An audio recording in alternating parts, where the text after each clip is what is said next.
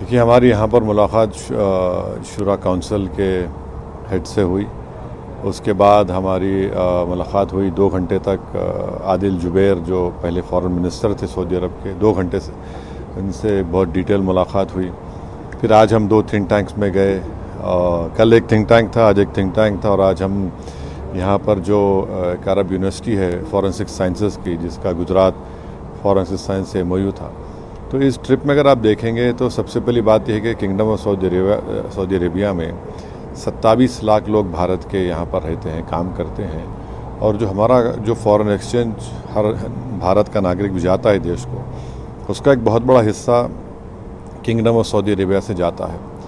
تو 27 لاکھ لوگ یہاں پر رہتے ہیں. پھر ہم جہاں بھی ملے ڈیلیگیشن نے ان کو بتایا کہ کیسا ٹیررزم پاکستان کی طرف سے کیا جا رہا ہے اور کیسا نشانہ بنایا جا رہا ہے بھارت کے ناگرکوں کو. تو ہمارا یہ ہم نے ان کے سامنے بات رکھی کہ پاکستان کو FATF کی گرے لسٹ میں دوبارہ لایا جائے. اور یہ تمام کنگڈم آف سعودی عربیہ اس کا ممبر ہے FATF کا. 2018 میں انہوں نے ہماری مدد کی تھی. اس کے بعد ہم دیکھیں کہ پاکستان پر تھوڑی بہت روک ٹوک لگی اس کے اوپر. تو اچھی ملاقاتیں رہیں، ذمہ داروں سے بات رہی. ان کے بھی کنسرنس تھے، ہم نے ان کو بتایا. بعض نے کہا کہ آپ بات چیت کا کیا مرحلہ ہو سکتا. ہم نے کہا کہ ہم نے پہلے بات چیت کی 26/11 کے بعد، پٹھان کوٹ کے بعد، مگر اس کا کوئی نتیجہ نکلا نہیں. الٹا ہم کو نقصان ہی ہوا. تو آل ان آل یہ تمام باتیں ہم نے ان کے سامنے رکھی ہیں.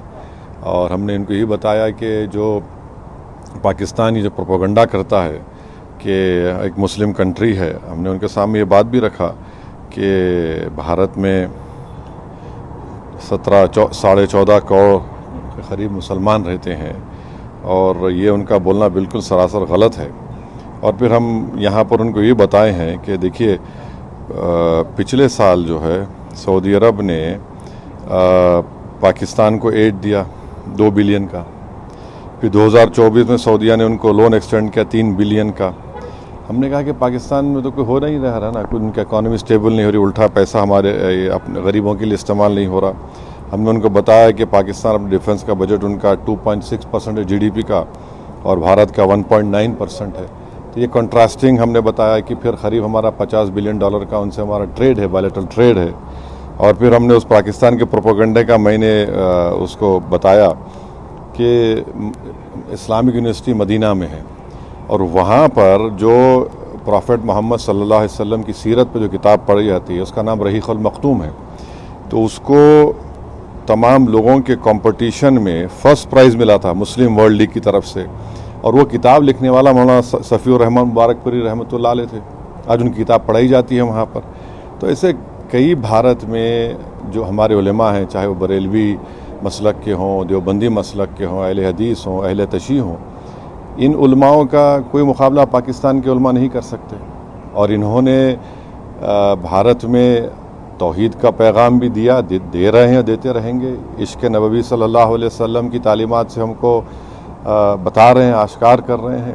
اور ساتھ ہی ساتھ حب الوطنی بھی ان مدرسوں سے سکھایا جاتا ہے. تو یہ فرق ہم نے بتایا کہ بھارت میں کس طرح سے کام کیا جا رہا ہے، مسلمانوں کے علماء جو کام کر رہے ہیں، اور پاکستان کے پروپیگنڈا جھوٹ ہے کہ اور انہوں نے جو اس طرح سے حرکت کی پہلگام میں. ہم نے بتایا کہ ہاں ہمارے دیش میں بھی ہے پرابلمز، دنیا چھوٹی ہے، انفارمیشن جاتی ہے، مگر ہمارے پاس ہم لوگ اس کو اوور کم کرنے کی کوشش کر رہے ہیں. تو اوور آل یہ ہمارا رہا سعودی عرب کے کنگڈم آف سعودی عربیہ میں.